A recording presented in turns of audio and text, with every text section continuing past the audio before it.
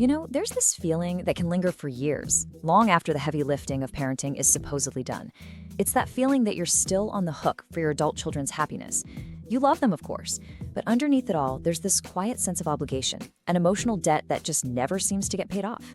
Well, today, we're going to pull that feeling out into the light. We're going to give it a name, and we're going to walk through a clear path to a new kind of relationship, one built on dignity and freedom, not debt. It's a question that hits home for so many parents. I mean, your kids could be 30, 40, even 50 years old with their own lives and their own families. But the moment they struggle, you feel that familiar pang of guilt, right? That pull of responsibility. It's like you're still somehow accountable for their happiness, their career, their finances. And this feeling, it makes every conversation a delicate dance. You find yourself tiptoeing around, afraid of saying the wrong thing, or maybe afraid of not doing the right thing. It's just an exhausting way to live.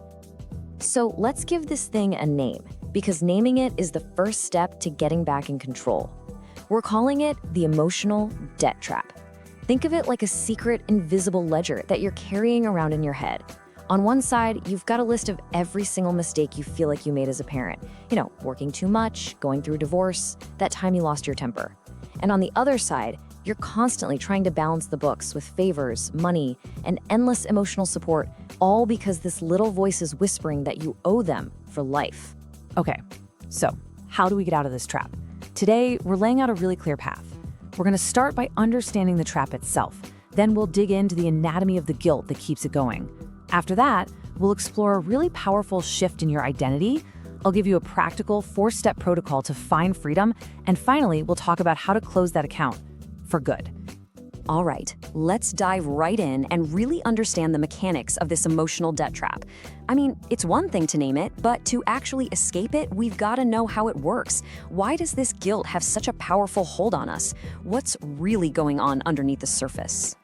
So, at the very heart of this whole struggle is a battle between two different versions of you.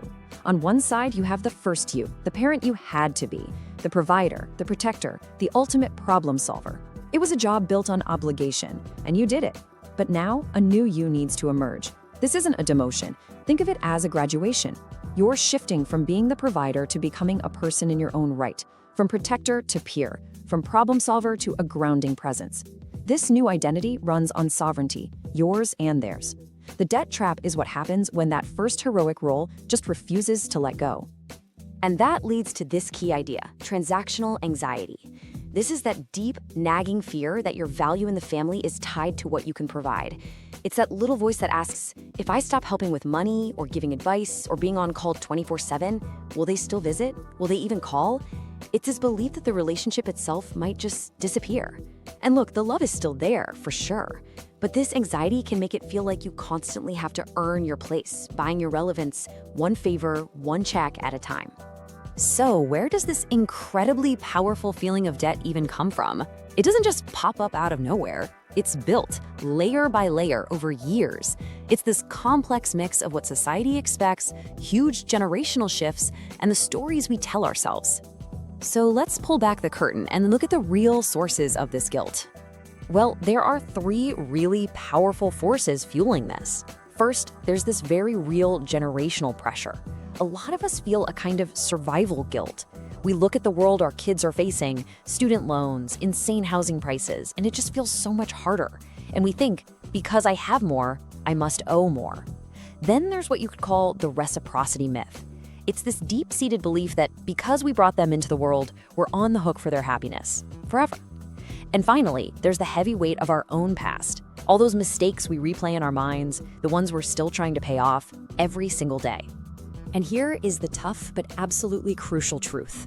When we constantly swoop in to solve our adult children's problems, paying the bill they can't afford or fixing a conflict they're avoiding, we're not just helping. We're actually taking part in something called developmental theft. I know it's a harsh term, but it's a vital concept. Every time we carry their burden for them, we are stealing their chance to build the resilience and resourcefulness that only comes from facing challenges on their own terms. Look, the bottom line is this. You absolutely cannot outsource your sense of worth to your children. As long as you are waiting for them to finally say, "Okay, Mom, you've done enough," or "Thanks, Dad, we're all paid up," you will be in debt forever. You're giving them a power they shouldn't have, the power to feel that you are enough, that you have done enough. That has to come from you and only you. So, if we stop waiting for their validation, and what's the alternative? It's not about loving them less or cutting them off. Not at all. It's about a fundamental, powerful shift in your own identity inside the family. It's this incredible transformation from the role of provider to the relationship of a peer. This right here is the shift we're talking about. It's moving from a place of control, where your focus is always on doing, to a place of influence, where your value comes from simply being. It's evolving the relationship from a top-down hierarchy to a voluntary association between equals. It means your language changes from obligation, words like you should or I have to invitation, phrases like I'm here if you want to talk. And maybe most importantly, your goal shifts from seeking their approval to cultivating mutual shared dignity. This is the single biggest mental shift you can make. I want you to picture your adult child's life as its own country, its own sovereign territory. For 20-some years, you were the governor of that land. You made the rules, you managed the budget, you defended the borders. But your term is over. You're not the governor anymore. Now, you are an honored guest. And what does a good guest do? They don't run the show. They don't criticize the government or rearrange the furniture. A good guest brings a thoughtful gift, offers some wisdom if they're asked, and then, respectfully, they go home. Okay, so this sounds great in theory, but how do we actually do it? This isn't just a switch you flip in your mind. It's a journey that requires real, conscious action. It doesn't happen overnight. So here is a clear 4-step protocol to help you make that move from governor to guest, from provider to peer. This protocol has 4 simple but really powerful steps. First, we're going to issue a final apology to clear that old ledger. Then, we'll put a powerful new boundary tool in place called the 24-hour rule. After that, we'll totally redefine what it means to give. And finally, we'll talk about the crucial work of building a life that is completely, unapologetically your own. Now, let's talk about the most powerful tool in this whole protocol, the 24-hour rule. It is beautifully simple. When your adult child asks you for something pretty significant, time, money, a big favor, your automatic guilt-driven impulse is probably to say yes right away. This rule is your circuit breaker. Instead, you just say, "That's an interesting idea, let me think about it and I'll get back to you tomorrow." That's it. That 24-hour space is sacred. It gives you time to ask the real question. Is my yes coming from a place of love or a place of debt? It moves you from reacting to responding. Okay, let's break down the other steps. The final apology. If there's a past mistake that's really weighing on you, apologize for it. Once, sincerely, specifically, no excuses. Take full ownership. And then, you have to let it go. The apology is the final payment. Next, joy-based giving. This is your new filter. From now on, before you give, ask yourself, will this bring me genuine joy, or will it leave me feeling resentful? If it's resentment, that's a debt payment, not a gift, and it needs to stop.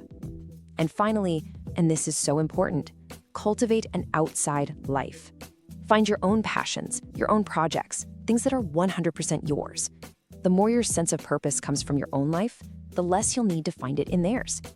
All right, we've diagnosed the problem, we've deconstructed the guilt, and we have the tools to make a change. So now, let's talk about the final declarations you make to yourself, the ones that allow you to close the account for good and step into a new, freer phase of life. The very first step is to fully and completely accept that you cannot change the past. You can't fix old mistakes by giving more today. You can't undo something that happened 20 years ago by overextending yourself this afternoon. The history is written. The book is closed. Your only job now is to be present. And once you can accept that, you can make a conscious choice to just let go. The accounting is over. The slate is clean. That invisible list of debts and reparations you've been carrying, it's time to close the books. Right here, right now, you can decide that the ledger is empty. This is your declaration of emotional independence.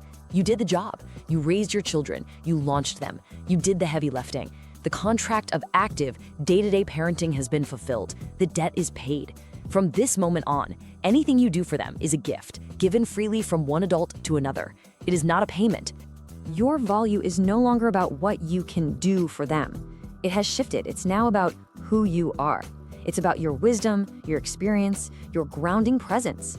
This is what we call your age of essence. And that essence, your time, your energy, your peace of mind, it is far too precious a currency to be spent on old, expired guilt. Please let this sink in. This freedom, it is not something you have to ask permission for. It's not something your children can grant you. It is something you have already earned through decades of love and sacrifice. It's yours. All you have to do is claim it. So, let's end with a challenge, a way to turn this from something you just watched into something you actually do. What is one debt payment you can cancel starting right now? Maybe it's the financial help that's straining your own future. Maybe it's saying no to babysitting when you're just plain exhausted. Or maybe it's just deciding to stop worrying about a problem that isn't yours to solve. Just pick one thing and decide today to cancel that payment. You have absolutely earned it.